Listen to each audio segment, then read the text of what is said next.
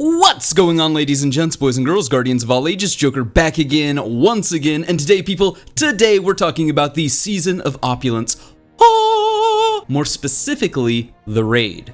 So, the new raid, Crown of Sorrow, will be released day and date with Season of Opulence. The recommended power level for the first encounter will be 715, and they will be locking the other two raids until Crown of Sorrow has been beaten. Yeah, this worries me. So, clearly, the Season Passes have not been the bastion of content that we saw with other DLCs, and these content-sparse Season Pass DLCs have felt an awful lot like life support. Now, I'm not saying that there hasn't been good content in the Season Pass DLCs.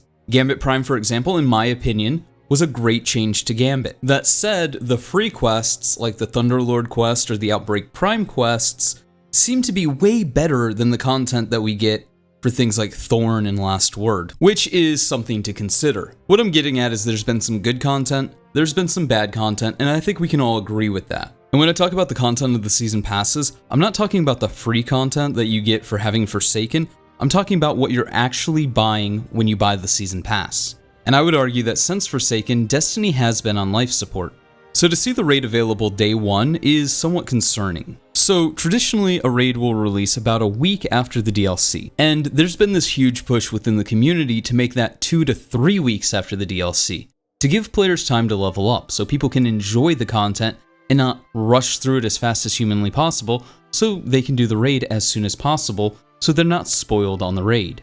Releasing the raid the day of the DLC will, of course, exacerbate this issue. Sure, there's a lot of activities that will grant you powerful gear now, and if you run 3 characters, all the better. Even still, I can't help but think that this move is unwise, and it worries me about the level of content shipping with Season of Opulence. After all, if you're releasing with a lot of content, shouldn't the raid be able to wait? Season of Opulence was touted as this more puzzle-based exploratory DLC, so I understand that hypothetically there's not going to be a lot of day one quests where it's like, go here, do this.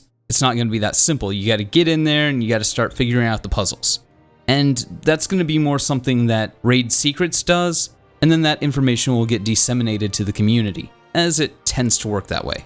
If that's the case, and the raid is really the only big piece of content that we can interact with day one, it's going to be Black Armory all over again. And by that I mean replaying a bunch of old content just so you can play new content. And even if there is content day one, unless that content gives powerful gear, people will ignore it in lieu of grinding so that they can play the raid. And I don't know about you, but I'm not a fan of spending money to buy a DLC just so I can play old content so I can play new content.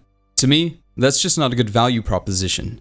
But hey, those are just my thoughts. Let me know yours in the comments below. And like always, stay frosty.